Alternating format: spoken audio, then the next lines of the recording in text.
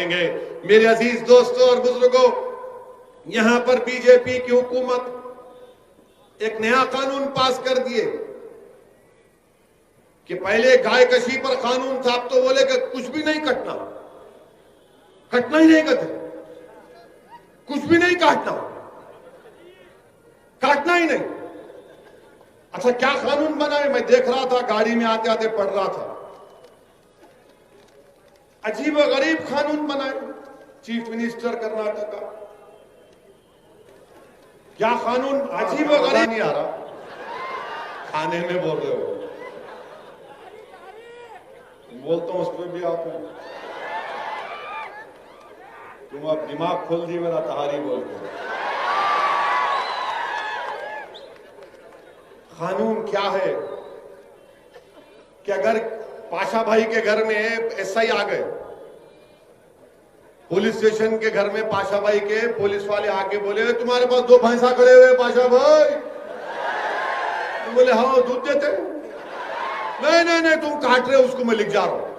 नहीं, कानून में लिखे हूं। पाशा भाई के घर में आके भैंस भी लेके चले जाते, पाशा भाई का ऑटो का ट्रालर भी लेके चले जाते, बोलते नहीं अरे ट्राली कहीं को लिख जा रहे एसआई साहब, तो बोले तो स्मगलिंग कर सकते। उसके बाद क्या करते हैं उन्होंने, उसको सीज करके एसडीएम को देते। एसडीएम क्या करता, पाशा भाई के घर पे कब्जा कर लेता। ये कानून है, याद रखो आप। पाशा भाई घर पे कब्जा कर लेता। एसडीएम ये भी कर सकता करो, नहीं ये घर में उन्होंने काटे या काट सकते, मैं घर को बेच देता हूं। ये कानून बनाया। और वहां दिल्ली में बैठ के दिल्ली के मौजूदा बादशाह बोलते भाइयों बहनों सबका साथ सबका विकास। अरे कहीं का भैंस का साथ दे रहे, किसका साथ दे रहे आप? सबका साथ सबका विश्वास, सबका सबका, अरे सबका सबका कहां है भाई? पाशा भाई की भैंस को लेकर जाएंगे, पाशा भाई की ट्राली को लेकर जाएंगे, पाशा भाई के घर को लेकर जाएंगे और बेच भी देंगे। और कोर्ट में जब कोर्ट में कुछ फैसला है ना, घर को लेकर बेच देंगे। ये कानून बना है, अजीब और गरीब कानून। अच्छा, फिर उसके बाद आपको मालूम कि चाहे भैंस हो बैल हो, ये जितने कैटिल हैं, इसकी कोई चीज खराब नहीं जाती। इसकी हड्डियां जेलेटिन फार्मास्यूटिकल में जाते। सींग जो होते हैं, सींग से बटन बनता, मत नहीं बनाते बटन, तुम बटन बगैर बटन के पहनो। हमको बगैर बटन कर रहे, तुम बगैर बटन करो, दिखाओ चलो। उससे सींग से बटन बनता। आपको मालूम कि ये जो हड्डियों की और जेलेटिन की इंडस्ट्री कितनी है? 2000 करोड़ की इंडस्ट्री है ये पूरे मुल्क में। और कर्नाटका के जो बुर्चर एसोसिएशन ने सही कहा कि 40-50 लाख के करीब लोगों का रोजगार बर्बाद हो जाएगा। क्यों कर रहे हैं आप ये? क्या आप नहीं जानते कि ये किसानों का मसला है? क्या करेगा किसान जब भैंस दूध नहीं देगी? क्या करेगा किसान जब गाय दूध नहीं देगी? आप खरीदो ना उन लोगों से, खरीदो उन लोगों से जब गाय और भैंस दूध नहीं देती, खरीदो आप। अब आप देखेंगे कि पूरे छोड़ देंगे गाय और भैंस को, वो किसानों के फसलों बकरी के चमड़े से बनता। क्रिकेट खेलेंगे मगर तुम मटन नहीं खाना। ये क्या बात है भाई मेरे, क्या बात है बताओ आप? एक मजाक बना के रख दिया इस मुल्क में आप। अच्छा, फिर आप देखें, हाँ चप्पल भी। अच्छा, बात करें कि बीजेपी वाले बोलते क्या ओवैसी संविधान में नहीं लिखा है आर्टिकल 48? प्यारे मेरे कान में फूल नहीं है, मैं भी थोड़ा पढ़ा लिखा हूं। डायरेक्टिव प्रिंसिपल है। आप याद रखो नौजवानों, कहीं डिबेट हुई तो तुम्हारे को बोल रहा, आर्टिकल 48 है, तुम बोलना आर्टिकल 47 पढ़ा तू। अरे जाहिल हौले, पढ़ा नहीं पढ़ा बोल। आर्टिकल 47 क्या बोलता मालूम आपको? भारत का संविधान का आर्टिकल 47 ये बोलता कि हुकूमत की जिम्मेदारी है कि न्यूट्रिशन, ताकत में, बच्चों में, भारत के बाशिंदों में न्यूट्रिशन का इजाफा हो। दूसरा बोलता है कि आपकी जिंदगी का मियार उठे। तीसरा यह बोलता है कि लोगों की सेहत अच्छी हो। और चौथा आर्टिकल 47 ये बोलता है कि साइंटिफिक टेम्परामेंट पैदा हो। आर्टिकल 47 में न्यूट्रिशन। अच्छा, आप देखो बाप, कर्नाटका में नेशनल फैमिली हेल्थ सर्वे का चौथा राउंड हुआ। उन्होंने क्या कहा कि शेड्यूल ट्राइब, शेड्यूल कास्ट के खास तौर से इसमें 39% बच्चे स्टंटेड हैं, यानी जो उनका हाइट होना उससे कम होता। आप बताओ कि गरीबों के, शेड्यूल कास्ट के, शेड्यूल ट्राइब के बच्चों का जो स्टंटेड ग्रोथ है 37%, और अंडर नरिश्ड यानी उनका वजन जो उम्र में रहना नहीं होता वो कितने 40%, और एनीमिया, जिस्म में खून नहीं है, 56% कर्नाटका में ऐसे बच्चे जो 6 साल की उम्र को पहुंचे तक एनीमिक होते। अब आप क्या कर रहे हैं इन लोगों? अच्छा, आपको मालूम, अगर आप बड़े का कलेजी खा लिए, बड़े की खाए कलेजी का भी खाए ना, कितने लोग खाए? हाथ उठाओ। या नहीं खाए? शर्मानो को खाए तो खाए, कोई चुन नहीं है। आपको मालूम, एक कलेजी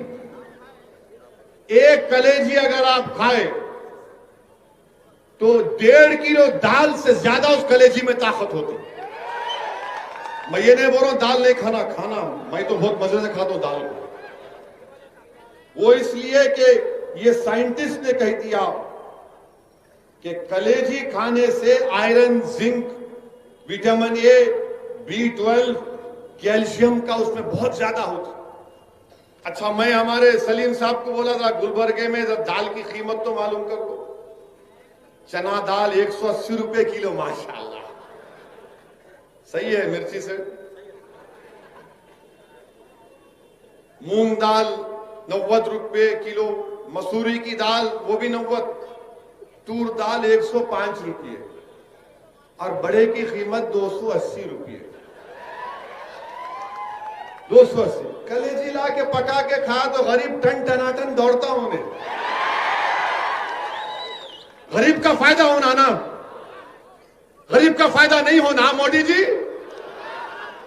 बोले नहीं, तुम 180 की चना दाल खा रहे, कहां से लाएंगा आप? 15 लाख के 15 पैसे नहीं दिए। अगर 15 लाख देते तो बोलता वही खाता, वो भी नहीं दिया। ये साइंस है, मेरा बोलने का तरीका समझाने के लिए बोल रहा हूं, मगर ये साइंस है। और ये बोल रहे कानून बना रहे आप, हमारे चीफ मिनिस्टर कर्नाटका। अच्छा, फिर आप ये भी देख लो, भारत में कितने लोग गोश्त का बीफ खाते, बीफ और बफलो। 2011 का सेंसस है, 8.35 करोड़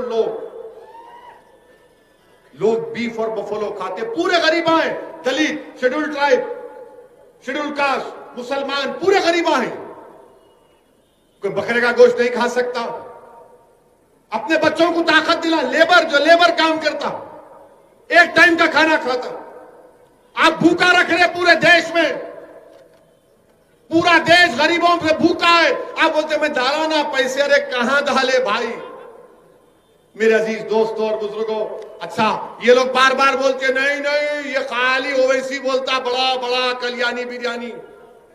इंडस वैली सिविलाइजेशन, 5000 साल पुराना सिविलाइजेशन, वहां जाकर वहां के एक्सपर्ट्स आसारे कदीमा के खोद के निकाले तो किसकी हड्डियां निकले मालूम? बड़े के। 5000 साल पुराना इंडस वैली सिविलाइजेशन, और आप बोलते नहीं करना। हम चीफ मिनिस्टर से इतना बोल रहे कि आप लाखों लोगों को बेरोजगार कर देंगे, और जब गरीब बेरोजगार हो जाएगा, उसके पास काम नहीं होगा, तो वे गरीब क्या करेगा बताओ? जब जानवर नहीं कटेगा, खेतों में जाएगा, किसानों की फसल को खा लेगा। आप खरीदो ना भाई, फिर आप वो भी नहीं, कानून बना दिए। अरे प्राइवेसी का सुप्रीम कोर्ट का जजमेंट है। मैं अपने घर में बैठ के क्या खाता हूं, आपको क्या शौक है उसमें झांकने का? हर बुट्टी में झांकते, मुंडी घुसाते अपनी, क्या है इसमें, इसमें क्या है, इसमें क्या है। अरे कई को मुंडी घुसाते हैं उसमें। मैं घर में क्या खाता हूं, आपको क्या फिक्र? नहीं झांकता हूं मैं, तुम्हारे क्या पका रहे, हंडी में क्या है दिखाओ, खुड्डी में क्या है दिखाओ।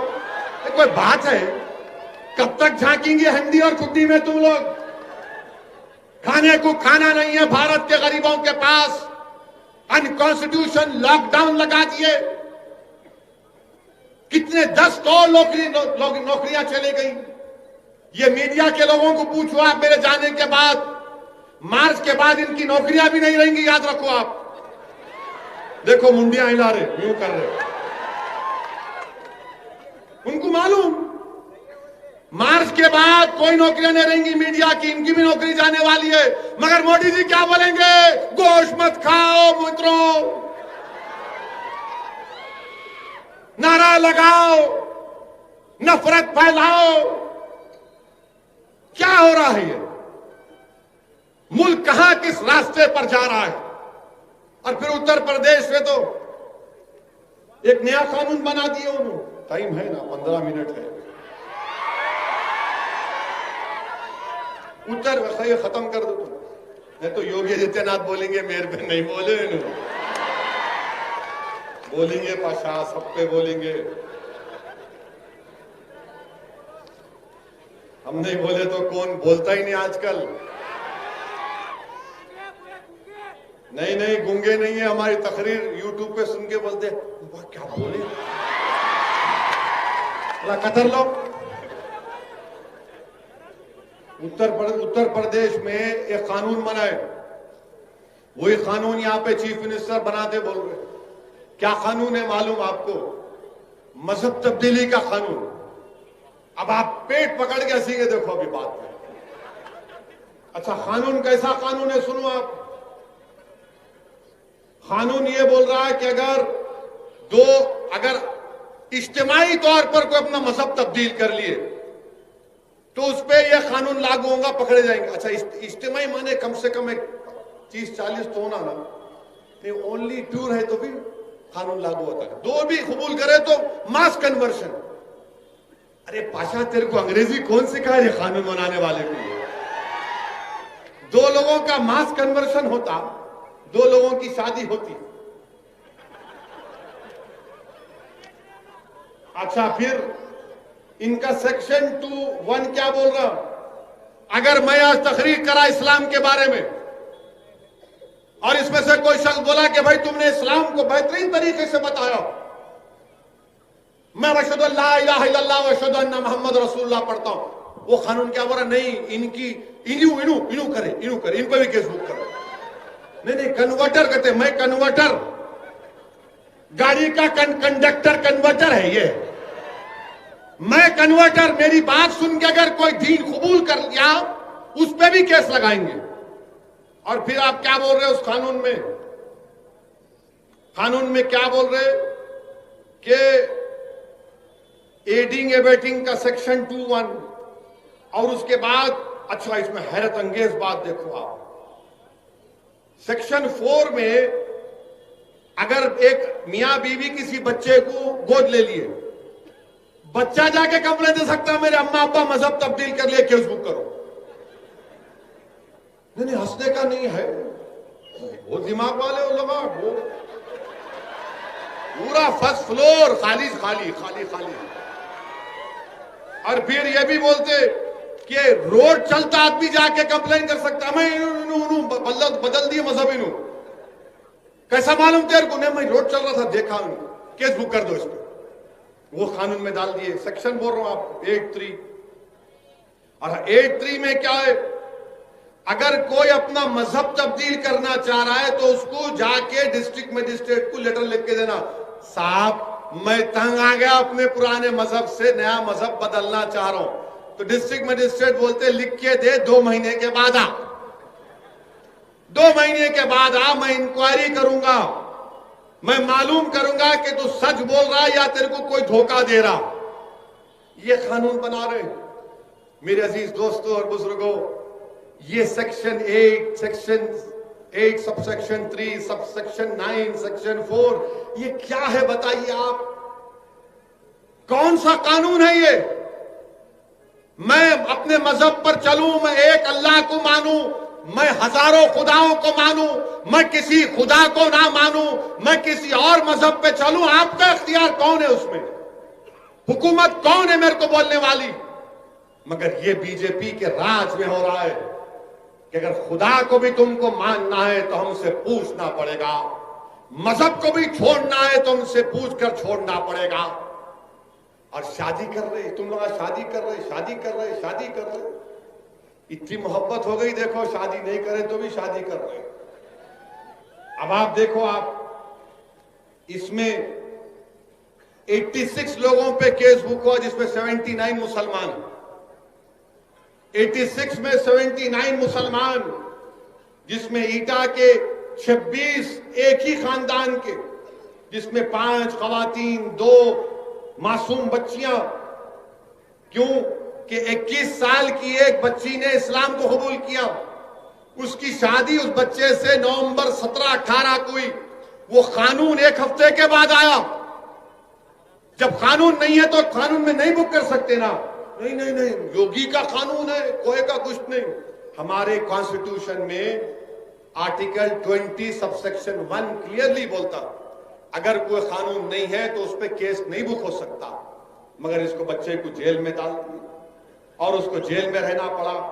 और फिर आप हैरत की बात देखेंगे, हैरत की बात, बरेली में 2 मुस्लिम लड़कियां अपना मजहब तब्दील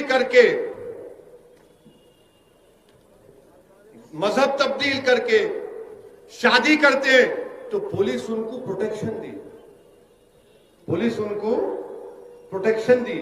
एक मुसलमान बच्चा अपने कॉलेज के दोस्त के साथ बैठ के पिज्जा खाया तो उसके बाप के पास जाकर उस पर प्रेशर डाल के, बोले देख तेरी बेटी को इन्हें मुसलमान बनाना चाह रहा, केस बुक करके वो बच्चा अब तक जेल में पड़ा हुआ है। उसका जुर्म क्या है? खाली पिज्जा खाया हुआ। उसका बाप बोल रहा कि मेरे को पुलिस वाले मजबूर करे केस बुक करने के लिए। ये इनका कानून है मेरे अजीज दोस्तों और बुजुर्गों। ये मुल्क को किस रास्ते पर लेके जा रहे हैं आप देखो। कौन बोल रहा है इनके खिलाफ? कोई नहीं बोल रहे, और हम भी टीम है। और मेरे अजीज दोस्तों, अब ये बीजेपी वाले बोलेंगे हो रहा नहीं हो रहा। अरे दीवाने, इंडियन पीनल कोड का आईपीसी 493 कि अगर मैं किसी को धोखा देकर शादी करता हूं, कोई मर्द अगर किसी औरत को धोखा देकर शादी करता तो सजा है 10 साल की। सेक्शन 503 आईपीसी का क्या है? कानून मौजूद है।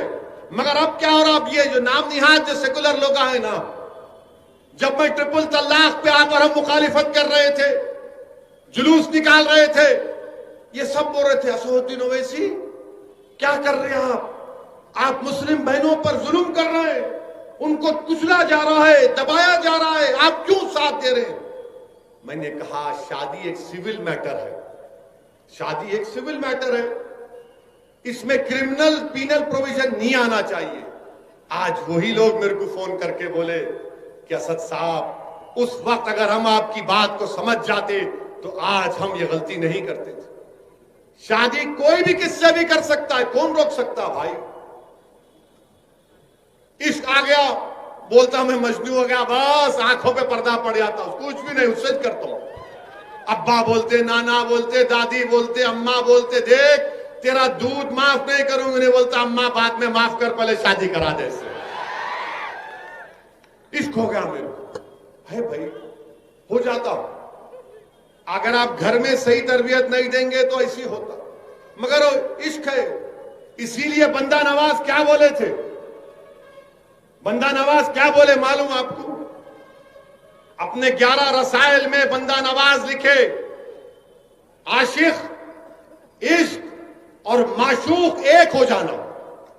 इश्क, आशिक, माशूक एक हो जाना। जब ये एक हो जाते तो फना फिल्ला हो जाता। फिर यही बात तो समझना है। खैर ये दूसरी गुफ्तगू उधर लेके जा रहा हूं आपको, मगर ये इनका कानून ये है। इनका कानून ये। अच्छा, आप कानपुर में एक एसआईटी बनाई गई, जो कानपुर की एसआईटी ने 14 केसेस में इंक्वायरी करके कहा कि ना फॉरेन फंडिंग हुई, ना किसी पर जोर जबरदस्ती करके मुसलमानों ने शादी की। कर्नाटका की सीआईडी 2009 में केस हुआ था बड़ा मशहूर, कि कर्नाटका की हमारी हिंदू बहन केरला के एक मुस्लिम बच्चे से शादी करी। कर्नाटका की सीआईडी ने कहा कि तू दमी नहीं है। हदिया का केस सुप्रीम कोर्ट तक चला गया। आप बताइए मुल्क कहां जा रहा है? मैं किससे शादी कर रहा हूं, आप आके झांकते? क्या खा रहा हूं मेरी कुंडी में आके झांकते? भूखे हम, खाने को खाना नहीं है। लॉकडाउन के बाद इकोनॉमी बर्बाद हो गई, मगर इसकी कोई फिक्र नहीं है बीजेपी के लोगों को। मेरे अजीज दोस्तों और बुजुर्गों, आज आप देखते हैं कि हमारा किसान जो आपको हमको खाना खिलाता है, उस पर लाठियां बरसाई जा रही हैं, उसको मारा जा रहा है, उनके सरों को फोड़ दिया जा रहा है। मैं गुलबर्गा की इस मुबारक सरजमीन से सिंगूर के किसानों को पैगाम दे रहा हूं कि हम आपके साथ हैं। यह आपकी लड़ाई नहीं है, हमारे किसान भाई और बहनों, हम आपके साथ हैं। आप लड़िए। और एक बात मालूम हो गई, याद रखो मेरी इस बात को। नरेंद्र मोदी पार्लियामेंट में इतनी बड़ी उनकी मेजॉरिटी है, 300 के करीब उनके एमपी, 300 से ज्यादा है, पार्लियामेंट में सुनने तैयार नहीं है। नहीं, मैं बोल दिया कानून बना दो, मैं वक्त का बादशाह हूं, मेरा फरमान जारी हो गया। याद रखो, अगर इख्तियार के नशे में, गुरूर में डूबकर तुम इस तरह के कानून बनाओगे तो भारत की जनता के पास अब कोई रास्ता नहीं बचा सिवाय रोड पे निकलने के, सिवाय पुरअमन एहतजाज करने के। आप और हमने CAA के खिलाफ एहतजाज किया, सारी दुनिया ने, सारे मुल्क के लोगों ने उसका नोट किया। हमने शाहीन बाग किया, मुल्क के कोने कोने में हमारी मां और बहनों ने निकलकर CAA के कानून के खिलाफ की आवाज उठाई, दुनिया ने देखा। मेरे अजीज दोस्तों और बुजुर्गों, याद रखो, एहतजाज सियासत का एक बहुत बड़ा हिस्सा है। अगर तुम सिर्फ जलसों में सुनकर, नारे लगाकर, आंख में आंसू लाकर अपने घर को चले जाओगे और फिर उस पैगाम पर अमल नहीं करोगे तो कुछ हासिल होने वाला नहीं है। मैं आपसे सिर्फ यही अपील कर रहा हूं कि ये वक्त उठने का है। नौजवानों, ये वक्त हासिल करने का वक्त है। ये वक्त अपनी पार्टी के परचम को बुलंद करने का वक्त है। अब सेकुलरिज्म की जिम्मेदारी हमारे कंधों पर अब नहीं रह सकती। ये सेकुलरिज्म के नाम पर मुसलमानों को धोखा देते रहे, अब सेकुलरिज्म की जिम्मेदारी दूसरे पार्टियां निभाएंगी। अरे सब लोग एक होकर बीजेपी को कामयाब पे कामयाब करते जा रहे हैं, और हम क्या, हमारे हाथ में डब्बा दे, बजा सेकुलरिज्म, बजा सेकुलरिज्म। कोई सेकुलरिज्म को बजाने की जरूरत नहीं है। इस पार्टी को मजबूत करिए, और इंशाअल्लाह ताला मुझे यकीनन वो दिन नजर आ रहा है कि जब गुलबर्गा में मरहूम कमरुल इस्लाम साहब की कमी को आप ही के दरमियान से कोई मर्द मुजाहिद उठेगा और उस कमी को पूरा करेगा। वो मरहूम का सही मानों में जानशीन बनेगा। असदुद्दीन ओवैसी सिर्फ आपको इस बात की तरफ तवज्जो दिलाने के लिए आया है कि अपनी पार्टी को मजबूत करिए, अपनी पार्टी को कामयाब करिए, मुत्तहिद रहिए। डरने और घबराने की जरूरत नहीं है। लोग तुमसे आकर डराएंगे, लोग तुमसे आकर लाखों बातें करेंगे। लोग मुझसे पूछते कि तुम्हारे को बहुत से लोग डराते, तुमको लोग क्या क्या नहीं कह देते। मेरे अजीज दोस्तों और बुजुर्गों, याद रखो, किसी शायर ने बड़ा अच्छा कहा था कि शाहों के तकब्बुर से भी दबकर ना रहा मैं। किसी शायर ने कहा कि शाहों के तकब्बुर से भी दबकर ना रहा मैं, किस बारगाह खास का आखिर हूं गदा मैं। याद रखो, हम तमाम मोहम्मद मुस्तफा सल्लल्लाहु अलैहि वसल्लम के उम्मती हैं। हमारे लिए अल्लाह काफी है, हमारे लिए अल्लाह काफी है। अल्लाह जमीन व आसमान का मालिक है, अल्लाह जमीन व आसमान का खालिक है।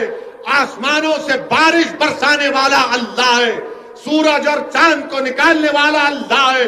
अल्लाह हमारा मुहाफिज है। अल्लाह पे खूब तवक्कल करो नौजवानों, अल्लाह की जात पर तवक्कल करो, अपने आप में एतमाद को पैदा करो, अपने आप में कुव्वत को पैदा करो, जमहूरियत के तकाजों को समझो, जमात को मजबूत करो और जमात के परचम को लेकर आगे बढ़ो। इंशाअल्लाह ताला हम कर्नाटका में गुलबर्गा में एक नई तारीख रकम करेंगे। वाखिर दावाना अल्हम्दुलिल्लाह।